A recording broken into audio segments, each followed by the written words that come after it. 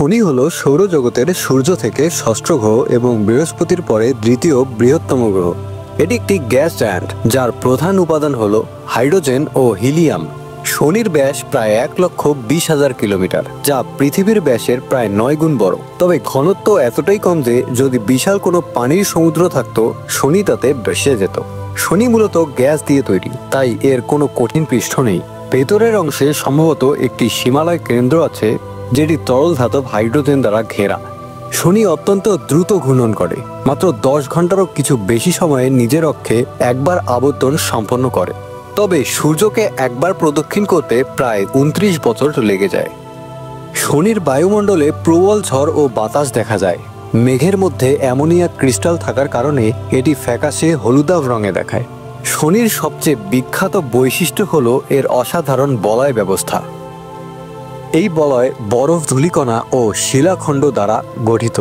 মূলত 7টি বড় বলয় ও হাজার হাজার ক্ষুদ্র বলয় শনিকে ঘিরে রেখেছে।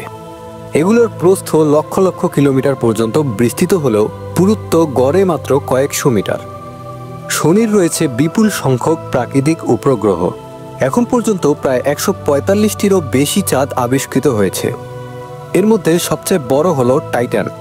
টাইটান হলো সৌরজগতের দ্বিতীয় বৃহত্তম চাঁদ এবং একমাত্র চাঁদ যার ঘন বায়ুমণ্ডল আছে।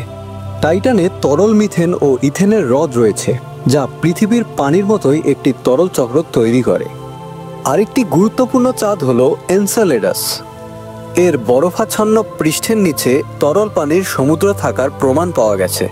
শনি গ্রহ সম্পর্কে অনেক মহাকাশযান তথ্য সংগ্রহ করেছে। এর মধ্যে সবচেয়ে সফল ছিল ক্যাসিনি-হিউজেন্স মিশন। এটি 2004 থেকে 2017 সাল পর্যন্ত শনিকে প্রদক্ষিণ করেছে এবং অসংখ্য ছবি ও বৈজ্ঞানিক তথ্য পাঠিয়েছে। ক্যাসিনি-এর মাধ্যমে টাইটান ও এনসেলেডাসের সম্পর্কে বিপ্লবী তথ্য পাওয়া যায়।